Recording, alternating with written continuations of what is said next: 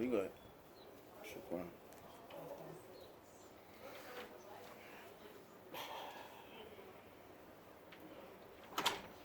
Bismillah, alhamdulillah, wassalatu wassalamu ala Rasulullah sallallahu alayhi wa sallam. Ahli wa sahlan, barakallahu fikum. Assalamu alaikum wa rahmatullah. Alhamdulillahi wa rabbil alameen. May Allah Ta'ala give us tawfiq. Ameen. Well, alhamdulillah, we're going to continue some lessons of benefit, barakallahu fikum. Where is that, inshallah ta'ala, the people, civilians, professionals alike, or whatever the case may be, can benefit from this understanding. And what we're talking about today will be based upon the Islamic law of self-defense. The only reason why I'm touching this topic is because this is my profession. My profession is self-defense, fitness, and health. So, inshallah ta'ala, this is one of the reasons why I went on this mission to make sure that, alhamdulillah, that I'm in the guidelines of self-defense according to the Islamic law. So this is my main focus. This is my main reason to be doing what I'm doing in this particular way. So, inshallah ta'ala, you understand basically where I'm coming from. And I know it's quite different from a lot of us that we never really thought about studying the laws of self-defense from the Sharia, which we call the Difai al-Nafsi, Sharia Islamiyah. So, barakallahu fikum, I just want to, inshallah ta'ala, give you that information. So this is why we embarked upon this mission and this obligation for benefit, barakallahu fikum, for myself, my family, and as well as those who that's out there that's dealing with social interactions and so forth like this. That you have this understanding, this clear understanding about what is your rights, inshallah ta'ala. Now, barakallahu fikum. And also, not only what is your rights, but what is the rights of the people in general, inshallah ta'ala. Now, so I'm asking my wife. This is my wife, barakallahu fikum. Assalamu alaikum wa rahmatullahi wa barakatuh. Now, it's my wife, partner. So inshallah ta'ala, just going to ask her why do she believe or she think that, this is in general to anyone, believe that learning Islamic law dealing with self-defense, in my case, is self-defense. What is the rules and regulations, what you can do, what you can't do, is really important, barakallahu fikum. So I'm going to ask her basically, she can give you some information. Why does she believe or think that it's important that we learn this? Now, hold on. Assalamu alaikum. Well, first, we want to obey Allah. We don't want to do anything that will anger Allah. We have to be careful not to do anything that, can put you in jail or either in prison. You don't want to do anything like excessive force or anything that you can end up killing someone or either being killed someone, unjustly. So we just have to be careful in decisions that we make when it comes to the laws of self-defense. Barakallahu fikum. Now, all right, jazakallah khair. So we're going to continue, barakallahu fikum, with our, lessons of benefit, inshallah ta'ala. Now, so we're going to get into the Islamic law of self-defense, the concept of the use of force. Amen. So, and it says, and we says that under the Sharia, the Islamic law, the concept of self-defense is defined as justification. Now, it is defined as justification that in the Islamic law, that everything has to be on a justifiable situation, where is that you have to have a reason, basically, and it have to be justifiable. And you look at the word justification or justifiable or justified, you have the root word of it is justice. And we know that Allah Ta'ala is al-adl, and we make sure that we're in the realm of not oppressing anyone. Barakallahu feekum. So, alhamdulillah, we continue to about the justification. And so and it says that the concept of self-defense is defined as justification, rather excuse for any for criminal liability. So yes, so we look at it where is that if you do something where is that it's justifiable, you had a reason to, you had a reason to defend yourself. You truly believed without a doubt. And you did things in according to the law, like you didn't do any type of criminal act. Then you are liable. So you're excused from any criminal liability. So it's really important that you understand this understanding that to be taken away from maybe being incarcerated or something like this here, then you want to make sure that you follow the guidelines and the concepts of self-defense. Now, so it's really important, barakallahu feekum. So the Islamic concept of self-defense is based upon justifiable actions. So your actions have to be justified. You can't be a zalim, you can't be a criminal, and call yourself protecting yourself, and it wasn't in the guidelines of self-defense. You have no foundation to stand upon of your actions. So it's really important that you understand this, because at the end of the day, when it all go down, a lot of times you're going to find yourself being handcuffed, shackled, taken to the prison system, and so forth like this here. Taken away from one's family. So your actions, you must be justifiable and defending oneself without doubt. Now, so meaning that, you can't have doubt. Once you claim self-defense, that you says that, or, this is what happened, and I had the right to defend myself. These are the things that, the officer that shows up, or the court proceedings and all this, they're going to want to know, like, what happened. And you're going to have to describe from point A to point B what happened.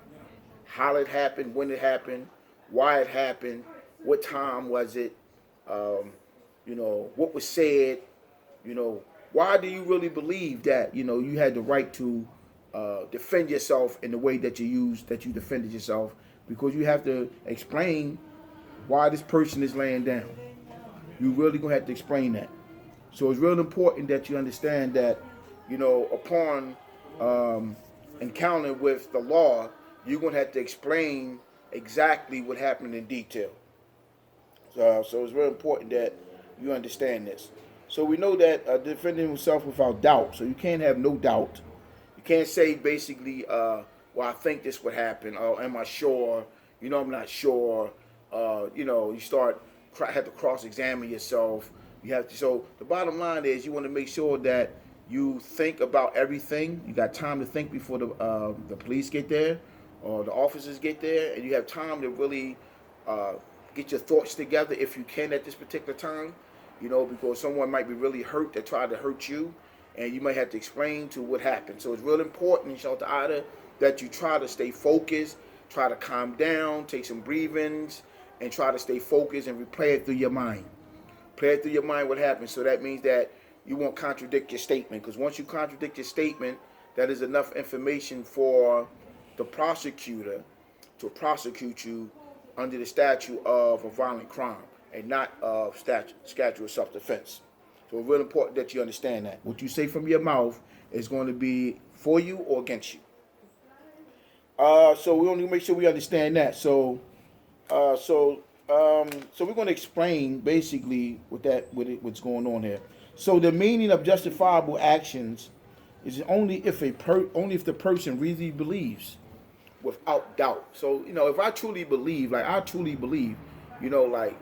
Aqidah. Aqidah is something like I have to truly believe that without doubt that Allah subhanahu wa ta'ala is our Rabb. Yeah? He's our Lord.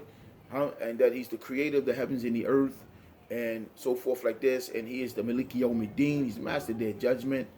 You know, Al-Bari, you know, Allah Ta'ala have names and attributes that is befitting. Barakallahu fikum. And we have to make sure that either I have to truly believe in this case, dealing with this dunya, I have to believe that I truly believed that I was being attacked. I truly believed that my life was in danger. I truly believed that this person was going to kill me. I truly believe this, because if you have any doubt in that, then that means that your foundation of your statement and your actions and so forth like this here is not credible. So you got to make sure you know that. It's like the Aqeedah and believing in Allah. If you got any doubts anywhere, then know that your Aqeedah is not sound. Now, so we got to understand that too. So we got to understand that until we must have reasonably believe without doubt that such force, now the force that I used, was needed or necessary to prevent death, or great bodily harm. So I truly believe that the force that I used, the justifiable, the reasonable force, or the justifiable force that I have used, or you, or someone, was because I truly believed that my life was in danger. I truly believe that my life was in danger. So it's really, really important that we understand that. You know, if you're going in with a half-cocked story and you telling the people that, you know, well, I thought, well, you know, so all this type of stuff, then you're not sure, then 9 out of 10, they could be charged you for whatever crime that they allegedly say that you have done. So it's real important that you understand that. So you got to make sure that you got to have a stopping point, even in dealing with self-defense. It's real important that you got to understand. So you got to have a stopping point. You agree with that? Yeah. Okay, now because you mean a lot of times that people they try to say it was justified. I mean, we can go back to when we was little children, and so that somebody say, well, he pulled my hair or he pushed me. Even your brother, your sister, he mugged me in the back of my head, and then you turned around and you punched him, and you kept punching, you kept punching, and your brother screaming, or the person is screaming, or whatever the case is, and you so much enraged and anger that you just went in all in. So now you say, what happened? And we understand that, he hit me first. He hit me first. Now the thing is, well, how much force did he use? I mean, was the hit deadly? Because now the person got a broken nose, a black eye, got 2 teeth missing, head bleeding, and all this kind of stuff. And the only thing they used was some type of, maybe a simple assault force. Wasn't even that deadly. So, and you turned into a deadly force. So yes, we are considered guilty of a crime of assault. So really important that we understand this now. Do you have any type of situations ever happen to you like that? Whereas that maybe, you was playing with somebody in life or whatever the case may be, and they went too far and hurt you, stuff like that there, or you went too far. I think we all have stories, but I don't want you to tell a story right now. But I believe we all have stories. But you ever been to a situation like that? Yes. Alhamdulillah, barakallahu fikum. Okay. So alhamdulillah, I think we all been through situations like that. So we're going to give the dalil, barakallahu fikum. We're going to give the dalil from the kitab and the sunnah. Inshallah ta'ala, that, it can be of a benefit, barakallahu fikum. And the dalil for the proof for this action, Allah subhanahu wa ta'ala reminds us from the Quran. And Allah subhanahu wa ta'ala says in the Quran in Surah Al-Baqarah, ayat 190, barakallahu fikum. Bismillah ar-Rahman billahi min ash-shaytan ar-rajim. Bismillah ar-Rahman ar-Rahim. Allah subhanahu wa ta'ala said, وَقَاتِلُونَ فِي سَبِيلِ اللَّهِ فِي سَبِيلِ اللَّهِ. Allah ta'ala says, and fight in the way of Allah subhanahu wa ta'ala. Fight in the way of Allah subhanahu wa ta'ala. I mean that we know that Allah subhanahu wa ta'ala is al-adl, He is just. So Allah subhanahu wa ta'ala does not, He says, Allahu tayyib. Allah ta'ala don't accept that what is good.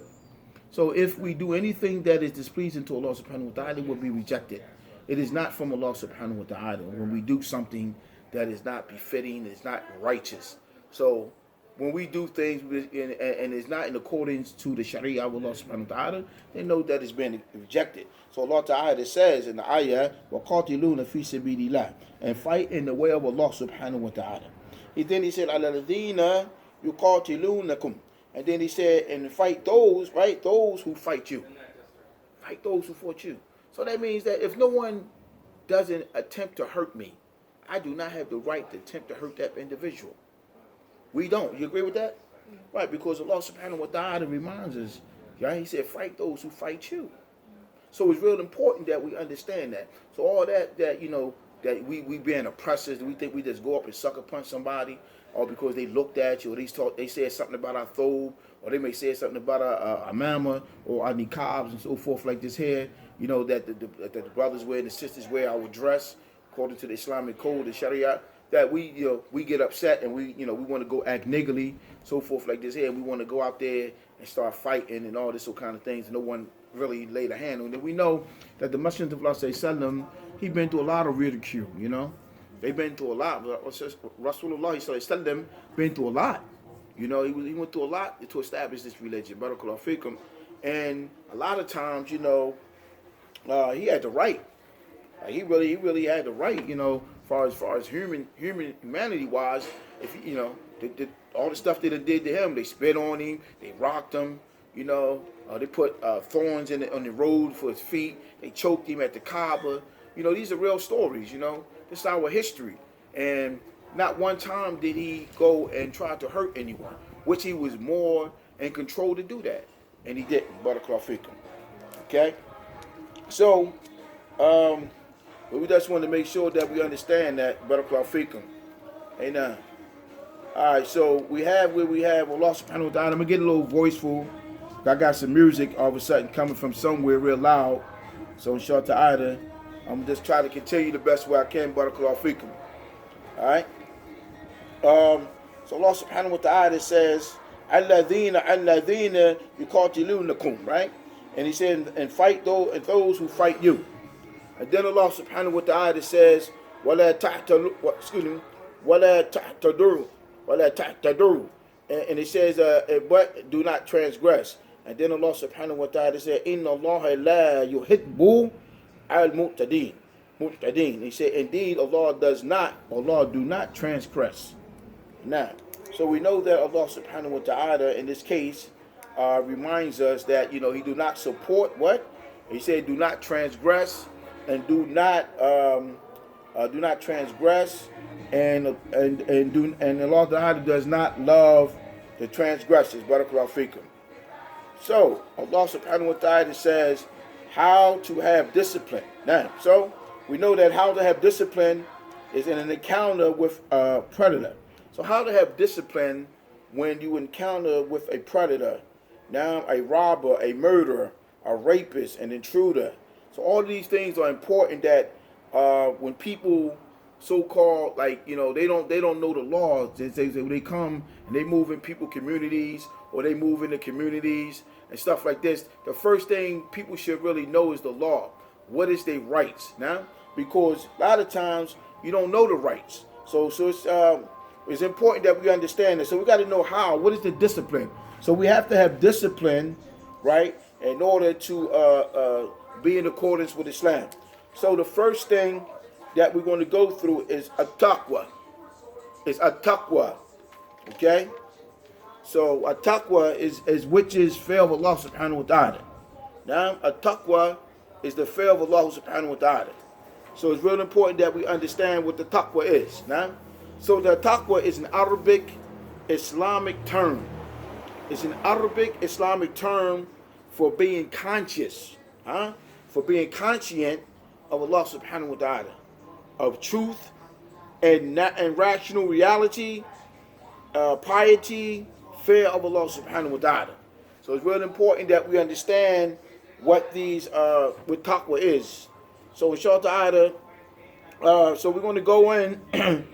Time is running out. So the root meaning of taqwa is to save, according to the Islamic term, is to save oneself from anything that causes apprehension. To save oneself from anything that causes apprehension or of being harmed or harmful or injury. So we have to taqwa that we're not permitted, from the root word of taqwa, we're not permitted to injure anyone or to hurt anyone or something to this effect. So it's real important that we understand this. Now, barakallahu fikum. So, discipline is something one must have in order to not cross the boundaries of Allah subhanahu wa ta'ala in regards to self-defense, protection oneself from harm without transgression. Amen. So discipline is something one must have in order to not cross the bounds of Allah subhanahu wa ta'ala in regards to self-defense and protection. Now, so make sure we understand that. And that protection of oneself from harm without transgression. Barakallahu fikum. So, alhamdulillah. So it's really important, inshallah, that we understand that. So now we're going to go into what is these boundaries? What is this taqwa? What is the boundaries of Allah subhanahu wa ta'ala? Right. The boundaries of Allah subhanahu wa ta'ala narrated by on the authority of Abdullah ibn Abbas radiallahu ta'ala anhu, who said, one day I was riding behind the Prophet sallallahu alaihi wasallam, and he said to me, "O young man, I shall teach you some words of advice." Now, so the Messenger of Allah said, preserve the boundaries of Allah subhanahu wa ta'ala. And Allah subhanahu wa ta'ala will preserve yours. Now, and this is Sahih Hadith in the Tirmidhi. Now, is in the book of the Tirmidhi. Barakallahu fikum. So, we're going to go over what is the Hadith of Taqwa and discipline. Now, a Hadith of Taqwa and discipline. Now, by dealing with Ali ibn Abi Talib. Barakallahu fikum. And the battle of the ditch. Now, we all know about the battle of the ditch. Barakallahu fikum. And Ali, radiallahu ta'ala anhu, had knocked the enemy to the ground. Now, and raised his sword to kill him. Now, so Ali ibn Abi Talib, he knocked the enemy to the ground in one of the battles. The battle was the battle of the ditch. Barakallahu fikum. The battle of the trench. Now, and raised his sword to kill him. So Ali raised his sword to kill him. And then the enemy spat in Ali's face. And Ali threw down his sword after the man spit in his face and walked away and refrained from killing his enemy. So he walked away and refrained from killing his enemy. Ali ibn Abi Talib radiallahu ta'ala anhu later was asked by the man, his enemy, "Why have you spat on me? Why have you spared me? Why did you spare my life?" And he said that Ali radiallahu ta'ala anhu said, "Your property and your life have been sacred." He said, "Your life, your property, and your life have been sacred to me. I am not authorized to slay you." He said, "I am not authorized to kill you." Not.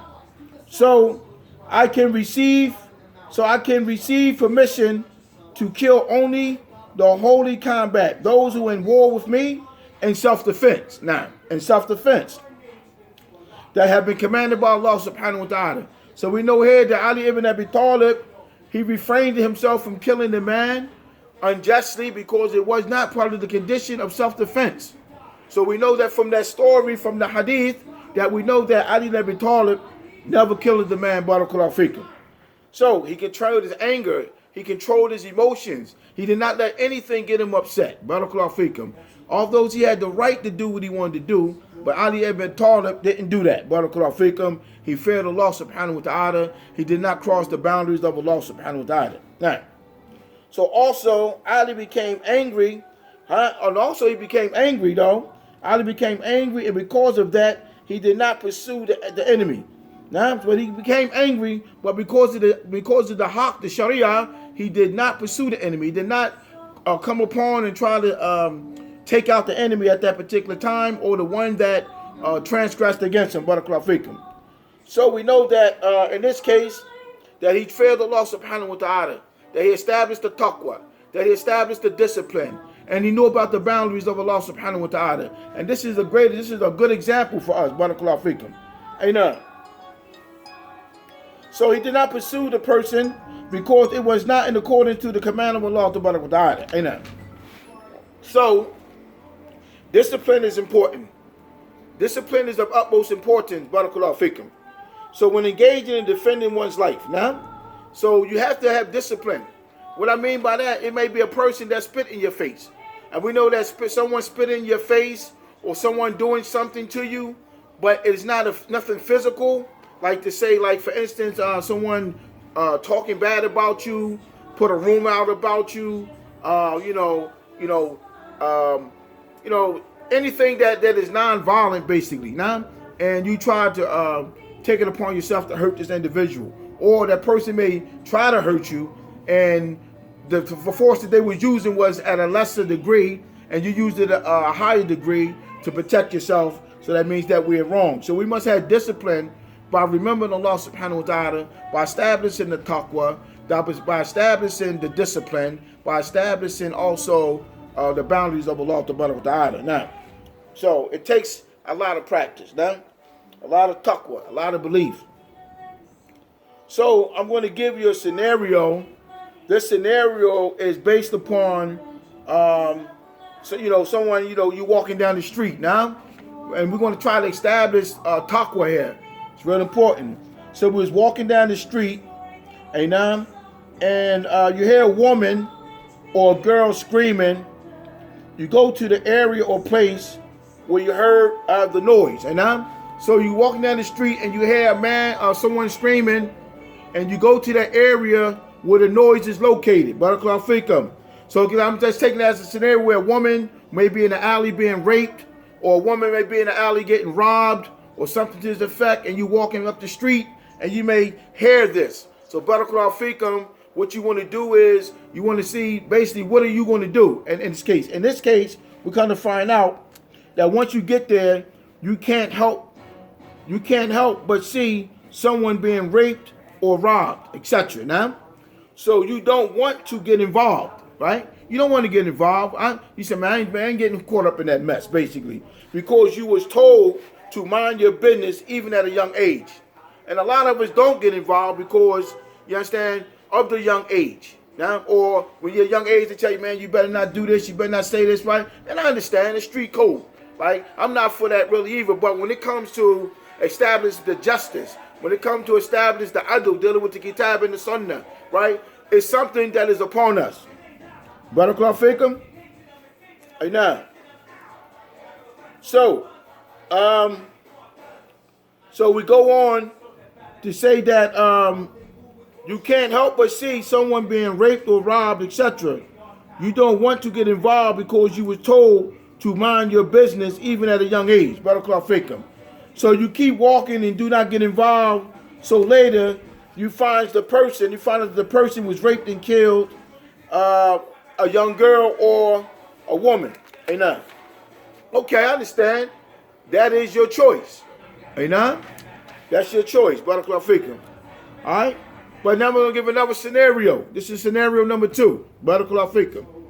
You are home. You are home doing something. You're minding your business, and someone comes to your house and tell you that someone in your family from this household has been raped and killed now by an individual that they never seen before. They've been raped and killed by an individual they never seen before. But they describe everything that happened because what? They stood there and they watched it and then did nothing. Barakallahu fikum. So what will be your response? Now, what will be your response now that you know that you've seen the same situation and we didn't get involved? Then the second scenario is now it was somebody in your family close to you, a family member, your wife, your daughter, your son. May Allah protect us from that mean. But I'm just giving a scenario. And now you want everybody to help. You want everybody to say, who was it? You want the people to, why you didn't help, so forth like this. But I'm just giving a scenario. I'm not saying that you should go ahead out there and say, okay, the brother said this is what we should do. No, I'm just giving a scenario on taqwa, like fearing Allah subhanahu wa ta'ala, dealing with Amr bin Maruf and Nahi al-Munkar, being able to establish the truth, being able to be righteous in one's actions when dealing with crossing the boundaries of Allah subhanahu wa ta'ala. Now, so we're going to make sure that we understand that. Jazakallah khair. So what I'm going to do, alhamdulillah, barakallahu fikum, because someone over next door to me being real ignorant right now, but I'm going to fail Allah subhanahu wa ta'ala because they know that I'm on the video and they know I'm doing something, but this is a test from Allah subhanahu wa ta'ala. Now, this is what I'm trying to explain, is that we have to be patient. And I'm glad Allah subhanahu wa ta'ala put this at this present time right now, because it's a great test on me right now. Because I really wanted to put this tape out so that the people can benefit. But a'udhu billahi minash shaitanir rajim. Bismillahir rahmanir rahim. I hope you heard me, and I hope you still benefited, barakallahu feekum. Because some people, unfortunately, they don't understand. But if they was being raped or if they was being robbed, they would love to see this Muslim in a kifaya and a Muslim in his stove. It's not even going to matter whether I help them or not. They would want me to help them, right? Barakallahu feekum. You don't care if someone being raped or robbed or something. You looking for help. You don't care who it's coming from. Barakallahu feekum. And this is the sunnah of the Messenger of Allah. He didn't go out and attack people. He didn't argue with people. He let them do his thing. Barakallahu feekum. And we continue with our Jazakallah khair. So what we're going to do, well, I'm going to give you show you some things that is a benefit real fast. Barakallahu feekum. Jazakallah khair. All right, so me and my wife, alhamdulillah, we're going to show you some permissible and some impermissible self-defense tactics. Alhamdulillah. Okay? Barakallahu feekum. All right. So I'm going to put this over here like this. I hope that y'all can see us. Alhamdulillah. All right. Okay. Okay, can you see? All right. Jazakallah khair. Okay.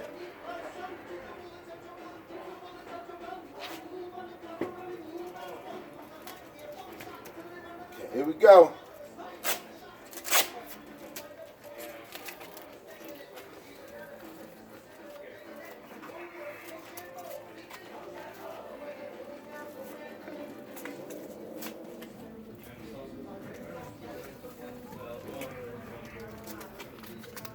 Okay. Okay, what we're going to do, we're going to demonstrate a permissibility and a non-permissibility self-defense technique, meaning that we're going to do a wrist grab like this. Like you stand, a person standing there, barakallahu feekum, and they even waiting for the boss, they can be doing anything, okay? And they just come up, just basically just, let me play this out first. Come up, and they may grab here, okay? Like come here, and go to pool like this, okay? So it's very important to show to that we understand. Turn this way. Yeah. All right, you see? Barakallahu feekum. Okay. Okay. So the grab is wrist grab. The wrist grab is going to